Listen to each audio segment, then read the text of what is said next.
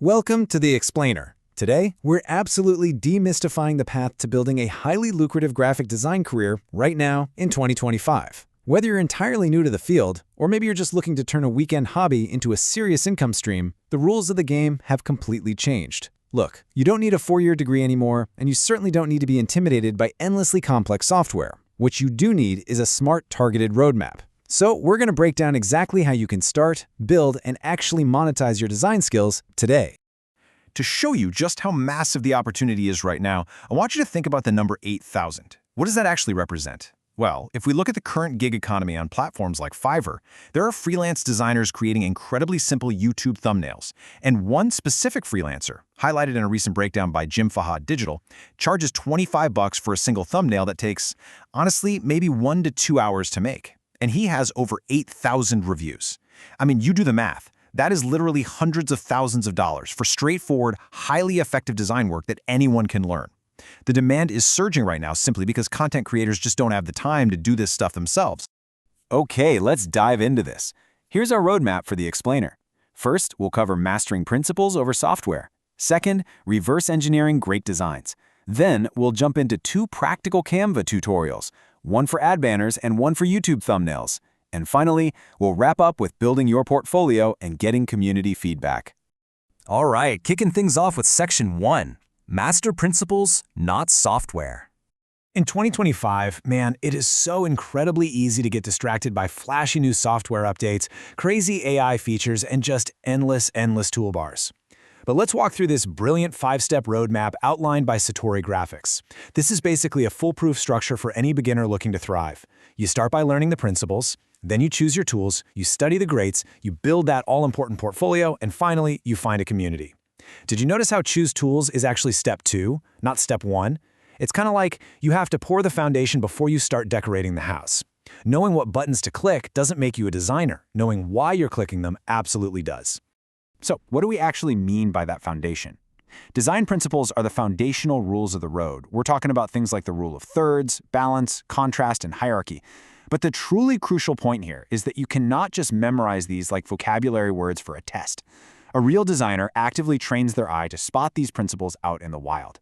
You need to be able to look at a billboard on the highway or an app interface and instantly recognize how the designer used hierarchy to guide your eyes straight from the headline right down to that Buy Now button. Which brings us right to the trap almost every single beginner falls into.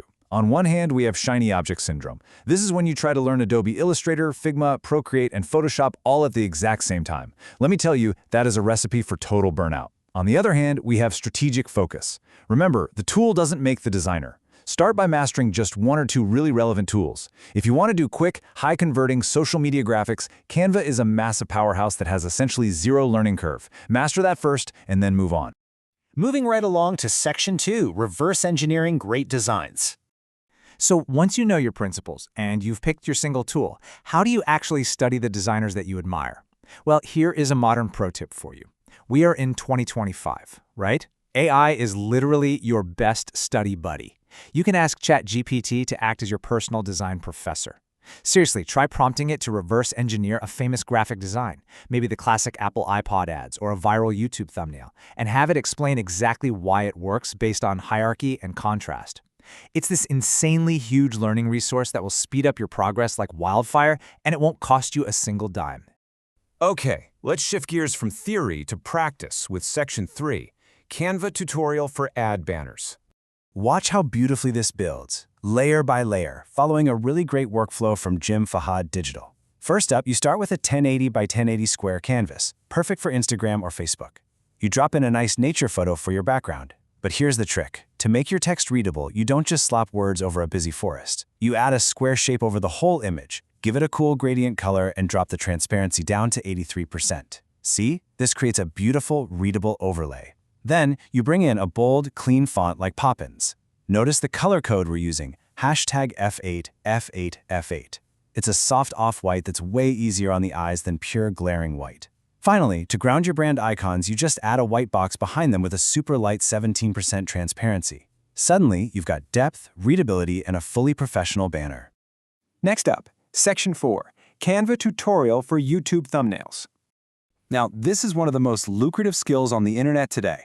Remember that freelancer making a killing? Well, the foundation here starts with a 1280 by 720 canvas. You want to drop in a really dark textured background, something black or dark gray, just to make sure the foreground elements really pop. Then, you add a close-up image of a person's face, utilizing Canva's awesome one-click background remover.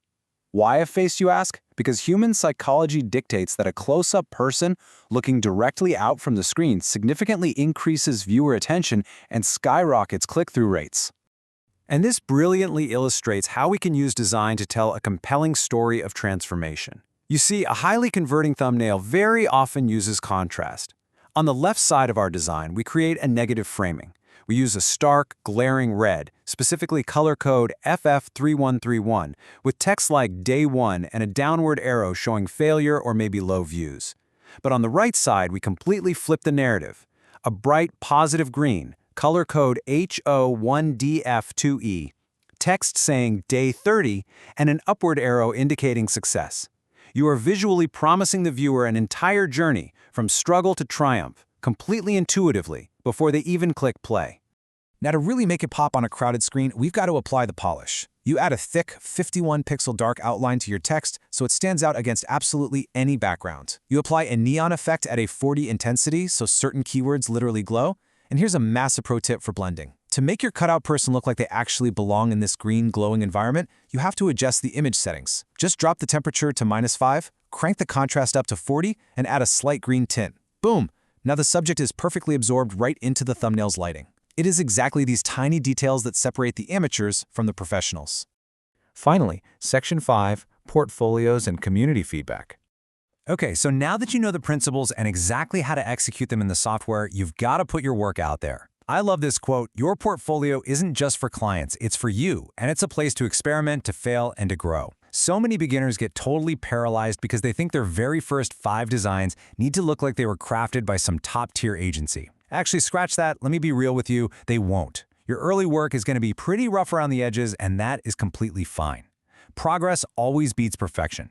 Keep your early work as a benchmark, and I guarantee you 6 months from now, you'll be genuinely shocked at your own evolution. But listen, you cannot grow in a vacuum. You've got to get out there. Join online forums, hop into Facebook groups, or hit up local design meetups. You simply have to share your work to get feedback. But here is the actual secret sauce. Giving critiques is just as important as receiving them. Seriously, when you look at someone else's work and force yourself to articulate why their use of white space feels a bit too cramped, or maybe why their visual hierarchy is confusing the core message, you are actively developing your own design eye. So, what does this all mean for you? The crucial takeaway here is that in 2025, graphic design is more accessible than ever before. The tools are literally free, the educational resources out there are infinite, and the market demand for these skills is just astronomical. You know the foundational principles, you have your roadmap, and you've seen exactly how to execute the work. The only question left is, will you design your future today? Go ahead, open up a canvas, start experimenting, and let your journey begin. Thanks so much for joining me today on The Explainer, and keep creating!